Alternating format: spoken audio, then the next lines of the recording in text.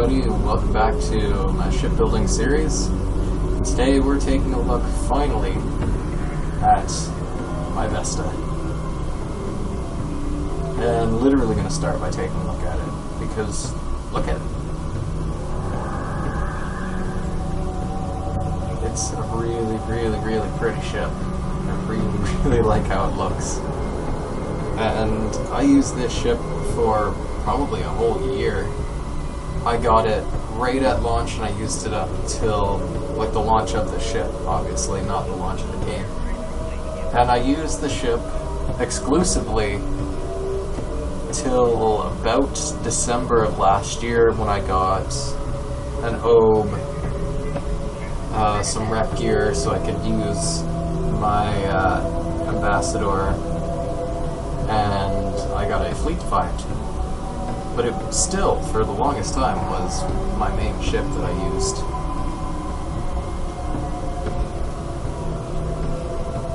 And this was the ship that I pretty much learned how to play in.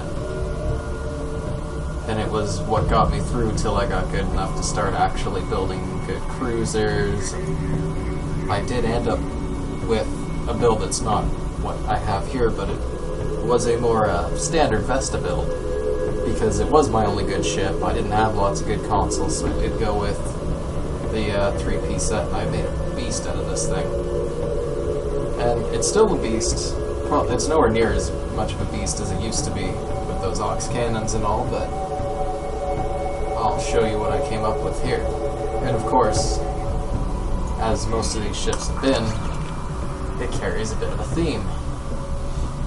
So I decided to go with a Nucara build on this, because it looks really cool. And I wanted to use Tetryon, so I went with refracting Tetryon beam arrays on this ship. One's accuracy, critical damage, the other is accuracy and damage. The gravimetric photon torpedo. On the rear I've got a phased Tetryon beam array, critical hit ×2, the experimental Proton weapon, and the kinetic cutting beam. So, the bits of Dyson gear, I did that because this ship needed to pack more of a punch. And I'm using that through boosting the photon projectile damage.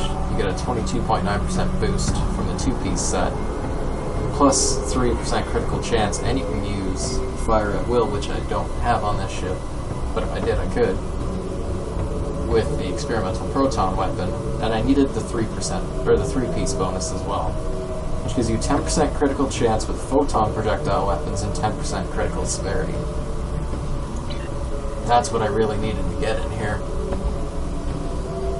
And of course I used Tetryon because it's Nucara themed, so it should be kind of Tholian-ish. It looks like a Tholian ship now. So this is the Nucara deflector array, which I've used as well on my Monbosch and my Galaxy X Dreadnought. And it's a really great deflector. It gives you 17.5 Starship subsystem repair, 26.2 shield emitters, which is your shield healing, 17.5 structural integrity, which is your ship hit points, 26.2 Starship shield systems, which is your shield hit points, and 17.5 power insulators. Not the most sciencey focused, but a solid defensive set. It is the defensive deflector to end all defensive deflectors. And same with these engines. They give you a boost to your flight speed of 19.1, 0.67 flight turn rate, plus 5 shield power, and plus 4 additional shield power, which is boosted when your shield power is low. I don't know if I've shown off this warp core to you guys, but I did get a new warp core. So if I haven't shown it off yet, I'm going to do it now. And if I have, you get to see it again. It's the Elite Fleet Hypercharged Warp Core. Probably took me about a half an hour of painstaking thought and looking at every single Fleet Warp Core before I ended up with this one.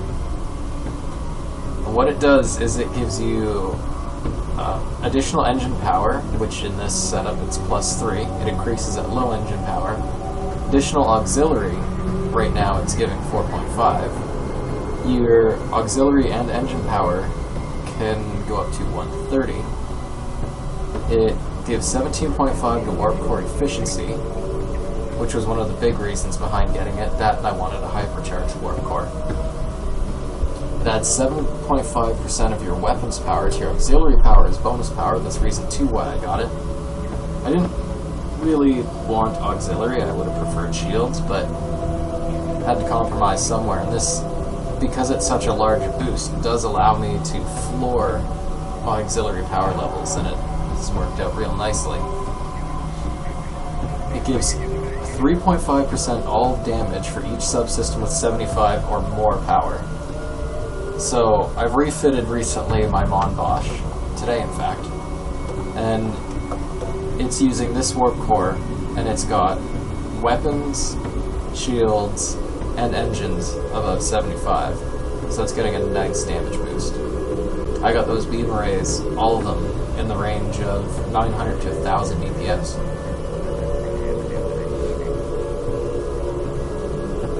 And the engine capacitor, the other reason why I kind of wanted this was because I needed something geared more for PvP.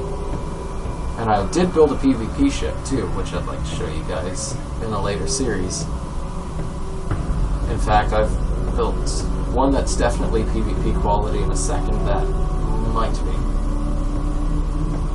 But the engine capacitor is important because it repairs disabled engines. Anybody who's played PvP knows that, you know, you get so many people who just say, I'm just gonna take out your engines and throw you all these sensory things to screw you up, and while you're spinning around trying to look for me and, you know, waiting to get out of the way, I'm blowing you up. The engine capacitor helps that not happen without having to use an engine battery, because obviously that'll do the same thing. And really, it's a freaking capacitor. It doesn't really matter. The important points on this core were warp core efficiency, that it's a hypercharged, and the 7.5 of weapons to auxiliary, and the amp, which is the 3.5% all energy damage for each subsystem. It's a really great core, and those are the main things I was looking for. I wanted either engine performance or warp core efficiency. Had to be weapons to some other subsystem. I preferred shields, but I settled for auxiliary. Needed to have an engine capacitor, needed to be hypercharged, and needed to have amp. And really, I mean, in PvE, this core has helped quite a bit, and it's brought my ships up to another level. It's grabbed that other 1%. I've grabbed another 1%, skimmed right off the top of this, so it's a really great core, and I really recommend it if you're looking for a tactical core, because it allows you to drop your auxiliary pretty low. It helps with your warp core efficiency, so does Saurians and Liberated Borg and things like that. I mean, amp is a must-have. I don't think you should go with a core that doesn't have amp, to be honest. And it's hypercharged, so it keeps your engines going, which is good for your defense. It's not necessarily the best kind of core for an escort, but that's when I use my Dyson core anyways, usually. And finally, we have the Nucara Crystalline Resilient Shields, which have a great capacity. They've only got 5% bleed through. They reduce Tetrion damage by 10%. They reduce radiation damage by 10%. They reduce all energy damage by another 10%. And there's a 1% chance to reflect a portion of incoming energy damage back at attackers with 50% shield penetration. I don't know if it'll tell you the percentage.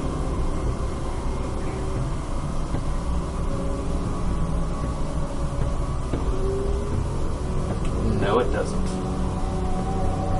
So it doesn't tell you how much it reflects back. But whatever. I couldn't even tell you. So, the set bonuses kind of suck with the new car set. Gonna throw it right out there. If you're looking for a set to use because you want set bonuses, don't. New car is not for you. The pieces are really great individually. The set is pretty weak. However, it's not entirely useless. So your set 2 bonus is called Weapon Stabilizers.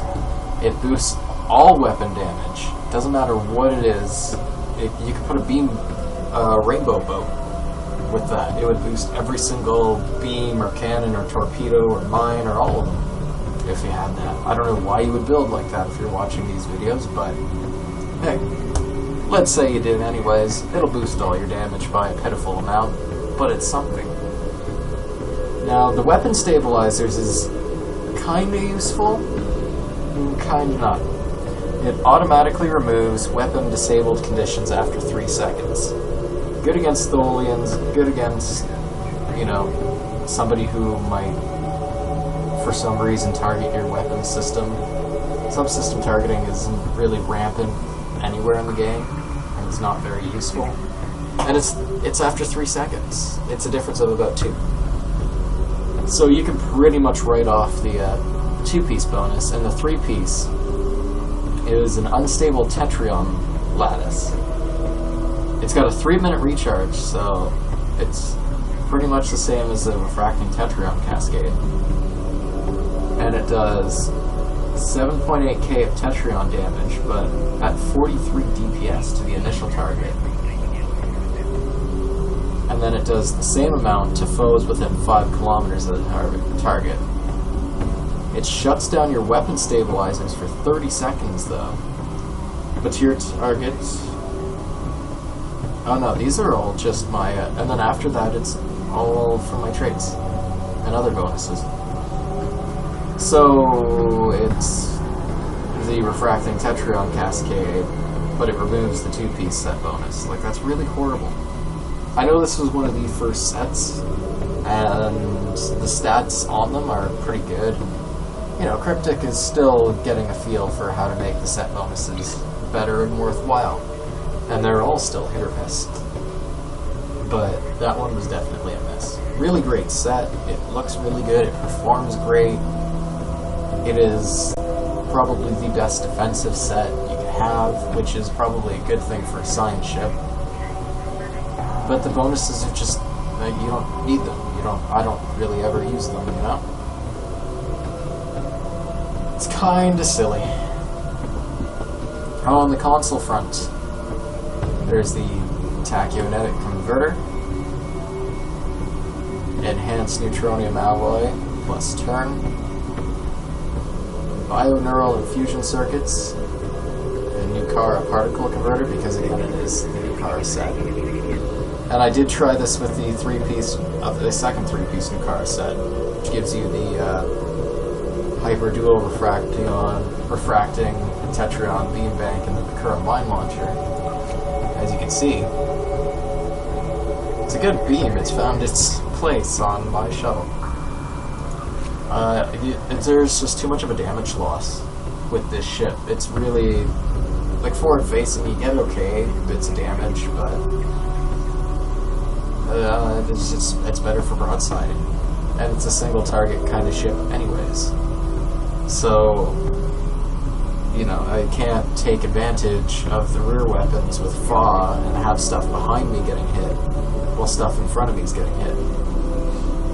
And the reason why I didn't use the Nakura web mine is because I'm a little over mines. I've got some better traits now, which I'm going to talk about too in a bit. This is going to be a long video. I should have warned you in the beginning, but there's a lot to cover in this one. But they just weren't doing damage at all. Hundreds of damage. It was in the hundreds. And they've rarely ever snared them, even with Hot Pursuit. It's just, they didn't seem to ever work. So, they didn't last too long. Back to the consoles. My apologies. The last piece of the 3-piece Dyson set is the Proton particle stabilizers, which give you +3 to your weapons and engine power settings, which is very good things. It boosts your power transfer rate by 17.3, who gives a crap, and it boosts proton damage by 13.1, and I'm using a proton weapon, so that's a good thing. The assimilated module, which everyone should be familiar with. The 0-point energy conduit, which again you've seen in any of my other videos. And 3 vulnerability locators plus Tetron, plus in the hangar, elite Tholian Widow fighters because, again, it's a new cargo-based ship. Now these little guys, they have Tetron beam arrays and quantum torpedoes. I didn't mean to set focus on that one. So, their quantum torpedoes can do a decent amount of damage, especially because me and my pets are working away at shields with our Tetron. Their hull strength is pretty tiny though, 2.6k, so a couple of hits, they're done. They don't really last long against Borg, but they can kind of hold out in, say, fleet defense or fleet alert. They're pretty good. They do quite a bit of damage. They're inline-ish with Scorpion fighters, because they don't have high yield torpedoes. That kind of does it there. What they do have is fire at will. So, and if you've flown shuttles or you've flown carriers, you kind of know that the weapons damage is pretty pitiful from your fighter's beam arrays, but they've got FOB. So it'll fire more often at least, which gives more of a chance for Tetrion to proc and drain up the shields a bit. It also supports the Recluse Tetrion grid, so if you've got a Recluse carrier, you might want to throw in a pair of these guys. I don't know if the Tetrion grid is any good. I think the Doctor, Brent Justice, I know he's got a Recluse. I can't remember if in his video he used the Tetrion grid with it, though. Oh, these guys also have Tetrion dual beam banks. So they've got beam arrays and dual beam banks. And although it says plural, I'm willing to bet that they've got 1 torpedo, 1 single beam, and 1 dual beam. But even so, with FOB, at least their beam banks are flailing around quite a bit. And you get 6 of them out of 1 hangar. So they're not really a bad carrier pet to have at all. They do quite well. And time for more lengthy talking, because there's some new traits. So most of my traits, we've all seen before. But I've got Biotech Patch now, which gives 20% bonus hull healing effectiveness. And Fluidic Cocoon, which when you're receiving kinetic damage, there's a 20% chance to increase outgoing energy damage by 5%, and it can stack to 5 times. So that's a really cool one to have. Now, with this build, I should probably have Astrophysicist, because it boosts the particle generator and the sensors. And I kind of need both those things to be boosted. But we'll take a look at these numbers. I'll show you it right here so we can see together if this is any good. So minus 1427 to target shields with charged particle burst. And the gravity well does 741 kinetic damage. And scramble sensors is an AoE confuse for 9.4 seconds. If I throw on Astrophysicist, it's 748 kinetic damage, a boost of 8 DPS. Target shield is 1496, or negative 1496 from target shield, so that was what? about 69. And confused for 9.4 seconds, so that was no change. So there you go, astrophysicist is just about worthless. Biotech patch would be infinitely better. And with Biotech patch, we've got 16, almost 17,000. Nears makes no difference, 17,000 hit points from Hazard Emitters 2, I believe. Yes, Hazard Emitters 2, but it's 14.1 without Biotech patch. So that's noticeable. That's, you know, about 2 and a bit. That's almost 3,000, which is nearly 10% of the hull. And space reputation. So this has kind of become my permanent layout now. I've got tactical advantage because, well, most of my ships, my goal is to blow things up before they can blow me up with all my ships now. So tactical advantage helps. It reduces your target's damage resistance rating from 0 to 15 based on their health from 50% or less. So the last 50% is easier to get them first, which is helpful in PvP for sure. Tactical precision, you've all seen it before. It boosts your accuracy by 3% for 15 seconds on the tactical ability's activation, and can stack 5 times. Precision, 4% critical chance, and advanced targeting systems for 16% critical severity. Even my ground traits have actually seen a little bit of a reworking. Now using basically the same as precision, 4% critical chance, 10% bonus damage while aiming, which I only shoot while aiming, 16% critical severity, and 280 shield regeneration every 1 second. And that set has worked out fantastic for me as well. And Defiance is active, so I've literally got every single space trait active all the time right now. I'm glad that Cryptic did that, because it would really suck if, you know, it should be 4 active space and 4 active ground, I think. Especially if Cryptic plans on adding more and more and more and more reputations, which they can. They've worked the system so that it can kind of be done infinitely now. There's no reason why it couldn't be, because you don't have the power creep with the constant adding of traits.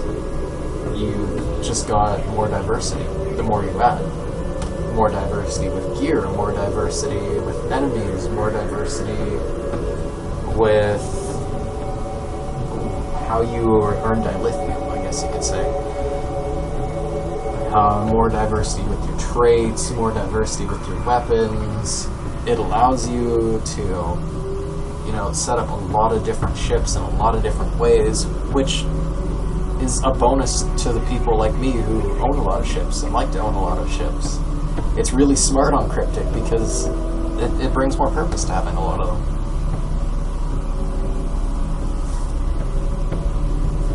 I don't even know how to transition back into what I'm doing, so I'm just going to jump back into it with the ship stats.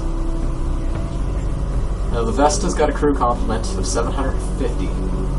Stealth detection rating's kind of crap on this ship at 99.07, and power transfer rate isn't the lowest I've ever seen at 127. The defense is where things look a little sad sometimes.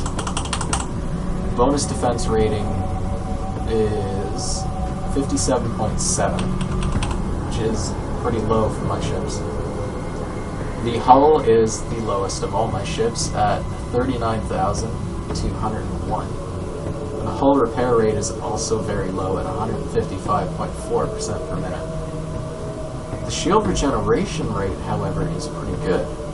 It's 234.1 shields every 6 seconds, and they've got a capacity of 12,593.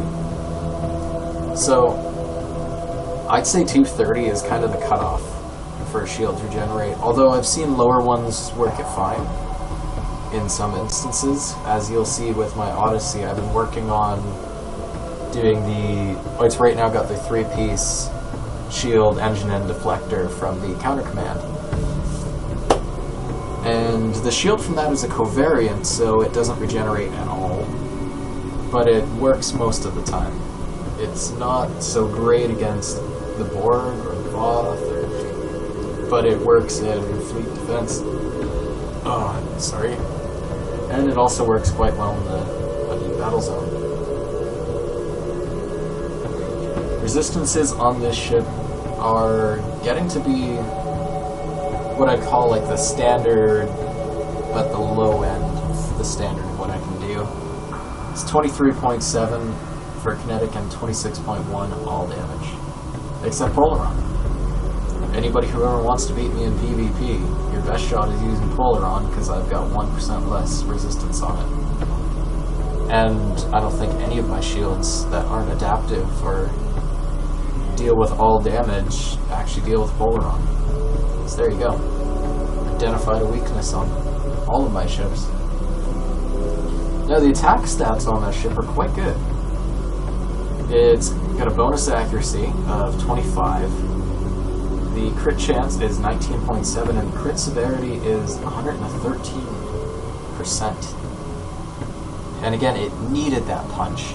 That was why I put the Dyson 3-piece set. That's why bioneural and fusion circuits are on here. That's why it's got the tachyonetic converter and the assimilated module. With a science ship, because you don't have a lot of weaponry, if you still want to do lots of damage, you can in a science ship. It might be a bit harder as a science captain. I wouldn't know because I've never actually been a science captain in this game. Although I do have a science captain, but she's a cadet. But regardless, critical chance, accuracy, and severity are very, very important when you're limiting the ways you can do damage. Because a critical on, say, a beam hit that'll do 1,000 damage will actually do more like 2,200 damage. And if those are coming up with accuracy bonuses and so on, say, on a ship with similar stats to this, comes up about 25% of the time. So a quarter of the time, you're doing twice the damage. That's important. That's very good to have. And it makes a difference. It's what can be the difference between your ship being viable and not.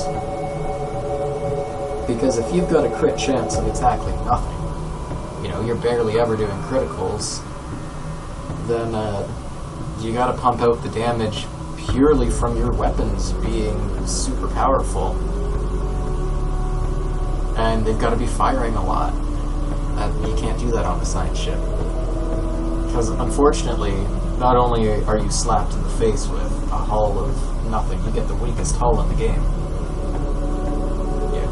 You've got one less weapon slot than an escort, and two less than a cruiser. And you've got more maneuverability than a cruiser, slightly more than a battle cruiser, and slightly less, but of course because it's a base turn rate, it turns out to be considerably less than an escort. So, why would you pick a science ship? You know, you've got to work a lot harder at it, and that's why I only have 2 science ships. But one I have because it's the Vesta, and you can do quite a bit with a Vesta. You can make it work really well, and the other is, as you've seen, it's the Dyson Science Destroyer. It's going to call it a Solanae ship. And I run that as an escort. Because I think 6 weapons is a bit too low. I really feel like science ships need a little something more to them. You can still get a good punch out of them, but a 4th 4 weapon would be nice. Or the secondary deflectors, if they would ever show up.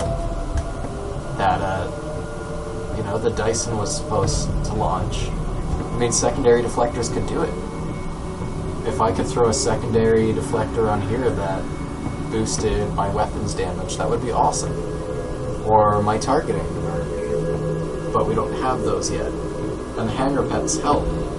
Again, that's a big part of what makes the Vesta more viable. because these pets can pull 300 to 400k damage in an STF. That's the difference between, and of course, it's never going to be in the point where in an STF you say, oh, look at that guy in the Vesta or the Dyson or whatever. He can't pull his weight in damage. He's weighing down the team. You don't get that if you build a science ship properly. But they're finicky. They're very finicky. They need a lot more work, a lot more fine-tuning.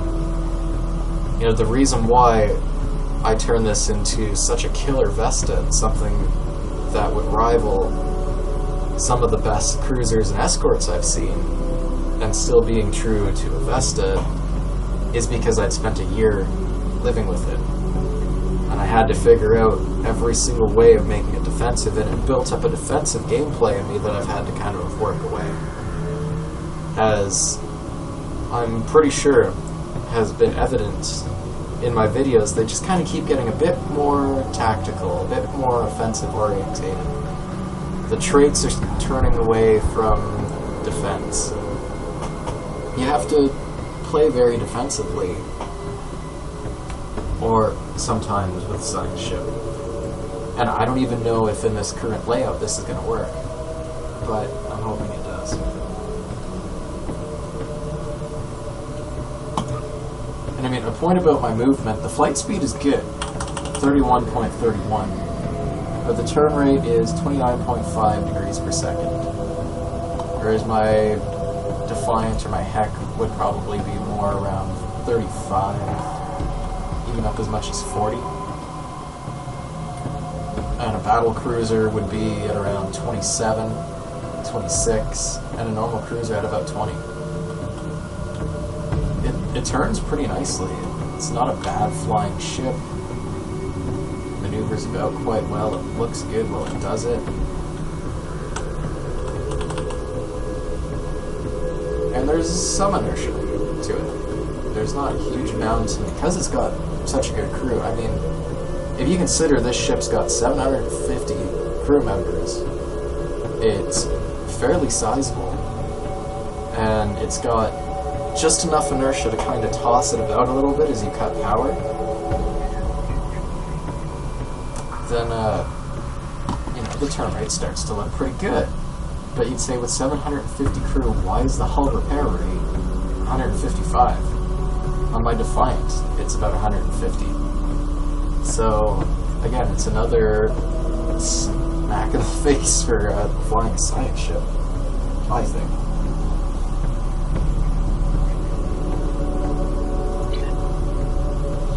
Now, unlike what I've just done with my Defiant and moved a bunch of the tactical abilities to the tray, this is a science ship, it's got a lot of abilities, and my trays are pretty full. And so I've stuffed the tactical abilities in here because it's kind of a tactical second. You know, this is more focused on I want to be able to do a good amount of damage, but it's not so focused on the spike. I don't focus on spike damage with it. I focus on being able to gather and confuse targets and support the team. It's a support ship. I want it to do lots of damage, but it is more important to me to get off the charged particle burst or the subsystem targeting or the gravity wells than it is for me to fire off a beam overload or a torque or a high yield torque or put in one of my attack patterns, you know? It's not a very attack pattern-y ship, it's not a very tactical ship. Coming over to the stations, I've got 3 tactical buff abilities and 2 of them are ensign level. So what I did with the buffs was I put a Saurian science officer in the Lieutenant Commander Universal because it's a science ship. And gave him, he's got transfer shield strength, hazard emitters too, as we've all seen, and charged particle burst too because it's an AoE shield damage thing. And again, that was the main focus with this build.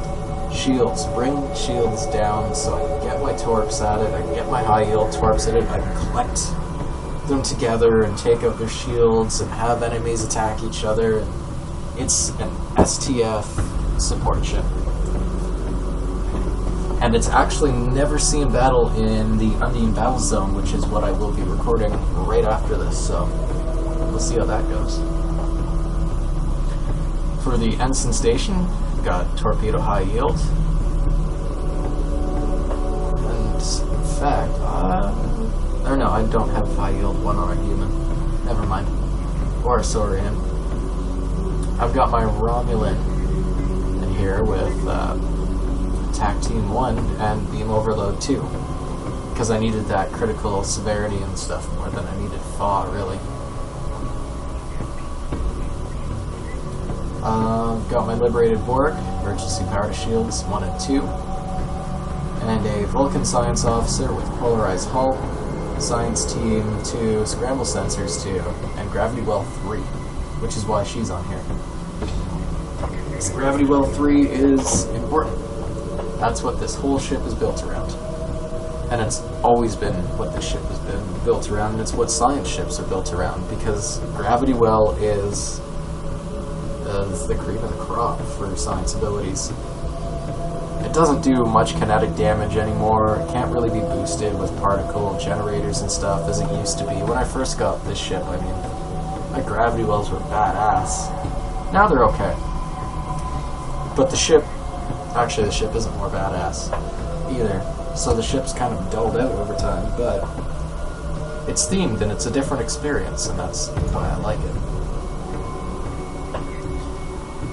Duty officers, I've got 2 con officers because there's only 1 TAC team, 2 projectile weapons officers, a warp core engineer, and a development lab scientist. If you're unfamiliar with these, they reduce the recharge time for science team by 8 seconds, and they buff your shield emitters by 10 for 10 seconds. And it also reduces the science team cooldown by 8 seconds. So I would have 2 of these. One of them I sent on an assignment because I really need critical successes on it. I'm trying to earn another purple technician right now in the, what is it, Proton cluster, I believe. If you go there and you do the 7 series colonial chain, the 8th assignment on a critical success has a chance to award you a technician. That's why I don't have my other development lab scientist. I have another projectile weapons officer instead. A lot of chances, a chance on a chance on a chance, but it's 15 million EC for one of those dudes. And I don't know if I want to spend that on them. And the reason why I'm talking about technicians, for those of you who know, they're used with Ox to Bat builds. And yes, I have 2 Ox to Bat builds now. And, well, I'll explain why when I do those.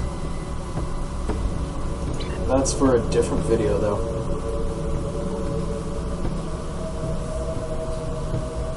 So, finally, ship's power levels. 115 and 90, although that was supposed to be 125 and 100.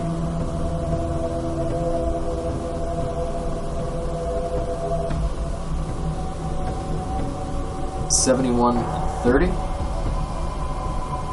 69 and 40, and 83 and 30. So, because emergency power to shields is going to be running all the time, AMP is going to be working on 3 subsystems, but not the engines.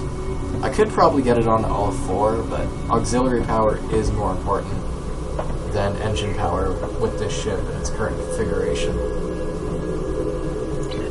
As for what I think about the Vesta, I mean, if I ever do play with my science officer and level her up and go through it all, this is the ship she'll use. Because when it comes to science ships, you can choose the Vesta or you can go home.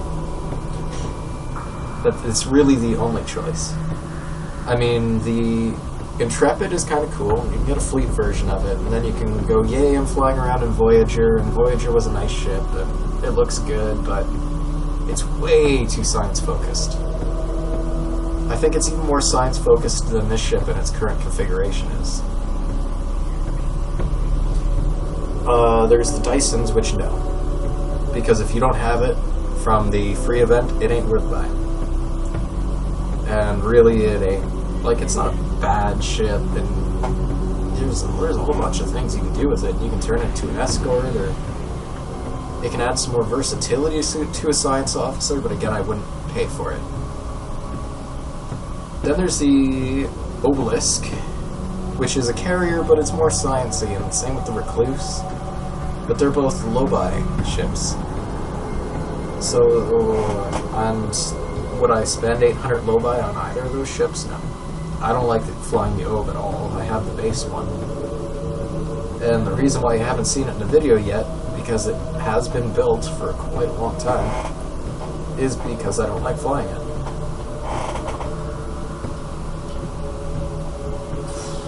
I don't even know if there is any other science ships, to be honest. Let's take a look.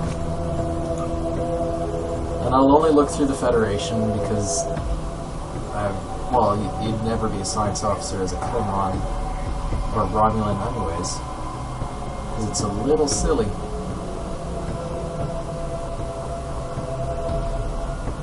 Oh, there's the Atrox, but again, it's a carrier. I mean, I've seen some pretty badass builds on this one. And it's got a Lieutenant Commander Science and Commander Science, Lieutenant Tactical, Lieutenant Commander Engineering. That's not a bad layout. However, it's got no tactical powers whatsoever. I mean, you would be loading that with, say, Fa and Tactating.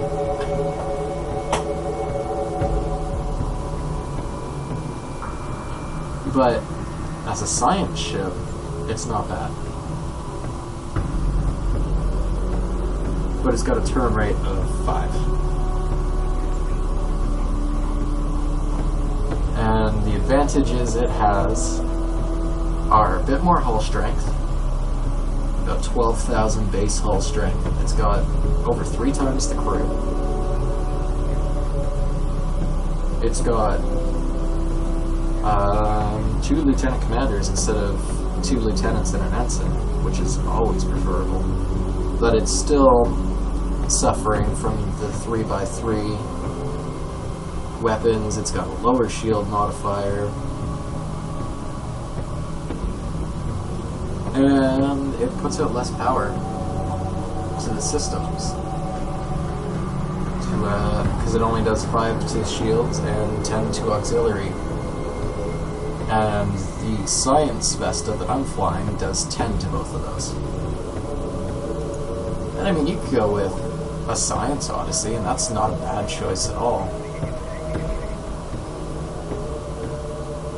But then, because the Science Odyssey has... well, the work bees are okay. I mean, they do their job and they do it well. And you've still got sensor targeting, and this is probably what I would use as a science captain if I didn't already buy the Vestas. Between the two of them, you've got the Audi and the Vesta. And that seems to really be it. Oh, well, there's the Vulcan Decure as well. And it's got a Decure, or Talcure, not Decure. No, it's a Decure and it's got a Talcure support craft. And it boosts 15 to auxiliary. Its hull strength is meh, but it's got a decent temp. Well, no, its turn rate kind of sucks at 10 degrees per second. I mean, it's got Ensign Science, Lieutenant Science, Commander Science, Lieutenant Commander Engineering, Lieutenant Tactical. It's not that great. And it looks a little silly. So, I mean, when it comes to science ships, you've got the Vesta, and you've got a cruiser that's a bit more sciencey. And what are you going to pick? You're probably going to pick the Vesta. I would probably pick the Vesta, to be honest. I like my Odyssey. I've got the Odyssey that you either got for the 2-year anniversary, or... which I wasn't playing at that point. Or you would get it for 200,000 fleet credits, which is what I did. It's a good ship. It doesn't need to be any more powerful. I don't need the Ensign Universal slot. So again, you know, if you're going to put your money down, then you're probably better off with the Vesta. And if you're not going to use the auxiliary beams, I mean, you can just pick any Vesta. Any of the three that you want if you're going to use the console. And if you're not going to use the consoles, which you don't have to, one of the console boosts graviton generators, that's useless. Another console boosts particle generators, and that's fairly useless. And the other console is a sustained phaser beam, which is not useless. It's a damn good phaser beam.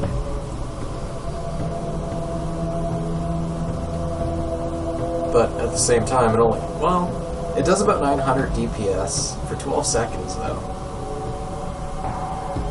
So it's a good, strong beam. It does like a... what would that be? That'd be like 10,000 damage. But it's slow. And of course, it's along your forward arc because it comes from the deflector. So you can literally buy any of them. And you can balance out where they boost the power, and they're very versatile ships. The other reason why they're the science ship of choice. You've got a Lieutenant Commander Universal and an Ensign Universal. So that opens it up huge. You can make it an escort. Hell, you buy all three, you put the aux cannons on it. This is what I... oh, sorry about that. This is what I did too when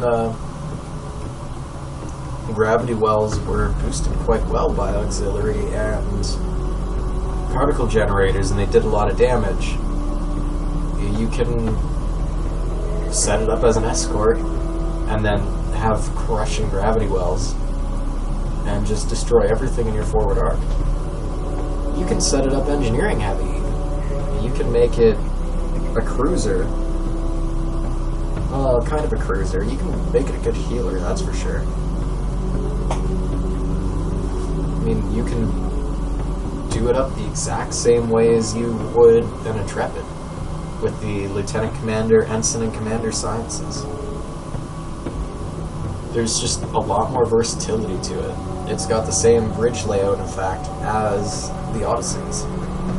So whatever you could do buff-wise with an Odyssey, you can do with the Vesta. It's a good ship. It's the ship of choice, I'd say, for a science captain. For an engineer, I would probably steer clear of it. And I'd almost say the same for a tactical officer. Science is one of those things, I feel like, you know, you can be an engineer and fly an escort. But it feels weird when you see a science officer fly anything that's not a science ship. And I don't know why exactly. But they just kind of seem so well paired. Whereas cruisers and escorts, they can cross a bit. And I feel like a tactical captain can really go into any ship they want. But engineers, well, a tactical captain has a built-in tactical power to them. And really, at the end of the day, what matters in this game is DPS, DPS, DPS. What matters in a team is different. That's going to change based on what your team needs. But, you know, now, if we're talking spending money to tailor to a team, you might be working in a PvP team, and that's a problem because when you bring a Vesta into PvP, you tend to become target number one eventually. Because eventually, being the gatherer and throwing out science abilities and having your hangar pets come around and mud things up, people on the other team are going to get pissed. They're going to notice that you're the guy throwing out the gravity wells, you're the guy confusing their sensors, and they're just going to all turn on you. And this ship cannot defend itself against two targets. It's impossible. It is the definition of a glass cannon. No matter what you do with it, It has to be a single target focused ship, and that's a problem if you want to try to throw it into a team. Really, if I was on a team as their science captain in a PvP, that's where you'd want to use the Audi, because the 3-piece bonuses are going to make a bigger difference there. You're going to have the survivability. You're not going to be target number 1, because people aren't going to look at an Odyssey and instantly say, you know, that's the guy doing the gravity wells and who's the science captain, because they might not see it. They might see it, pull out the gravity wells though, and go after you. But you can still put a gravity well 1 into it, which does half as much kinetic damage, but about the same amount of pull as gravity well 3. So it's really confusing at the end of this to really put together final thoughts on it. The Vesta's a great ship. It's a beautiful ship. It's a fun ship. It used to be a better ship. And I'm not a science captain. As I've admitted earlier, I haven't really flown a science captain, so I don't know how well it exactly pairs with it. And I can only report on what I've seen, read around the internet and stuff, but generally, science is lacking. It used to be pretty OP, and you know, you could boost flow capacitors and particle generators to your heart's desire and just run amok, and that kind of became a problem, so they nerfed it. And in nerfing science abilities, they've all kind of become crap. The science consoles don't really boost anything at all. And you can get more out of a single beam array than you can get out of Gravity Well 3. And Gravity Well 3 is the pinnacle of the science abilities. So, this ship has its places, but you don't really get it for its performance. It'll perform admirably as long as you build it right, no matter where you throw it in, but ultimately it's best served at being a gatherer, pulling everything together. If you load it up with the aux cannons, which is the most powerful way to do it, you know, it's all about, again, pull them all in towards your forward arc, hit them all with a scatter volley. Set it up like an escort, and that's the best way to do it. But it's still, at its core, a gatherer. That's always the role I felt that this ship has to take, is as the gatherer. And that's important for fleet defense, that's important for fleet alert to a degree. It's important in the Undine battle zone to a degree. It's important... well, it's not really too important anywhere else in this game. I guess an Undine is Assault, but nobody really plays that.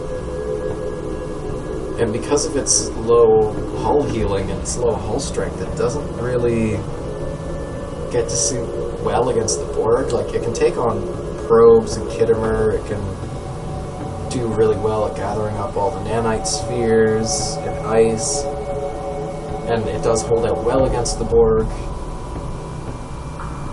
but it's not the ideal place to put it. Any science ship isn't really ideal to have, to be honest. You can slot Gravity Well 3 into an Esgoth, or Prometheus, or any of the Odysseys. Anything where there's a Lieutenant Commander Universal, or Science, you can do the job of the science ship. So, as much as I love this ship, as special as the Vesta is to me, because, again, this was where I learned it's an important ship for me. It has a lot of value for me. I really like it, but I couldn't recommend it to people. For a science ship, I think it's the one you should get. For a PvP science ship, I think that should be the Science Odyssey. or perhaps the Tactical Odyssey, but set it up as you would the Science Odyssey.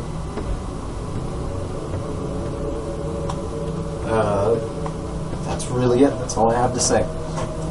I like it. I don't recommend it. So if you've sat through all of that, thank you very much. I really appreciate it. If you sat through 5 minutes of it and then just decided to skip to the end and somehow hit this part by chance, I thank you for that too. I thank you for watching it in any capacity. I hope you got something out of this. I feel like there was more talk about why I used abilities, why I set things up. It could be a video to kind of teach some people things. And I hope that at least somebody gets something from some of my videos, so thank you very much for watching. As always, have a great one, and I will see you next time.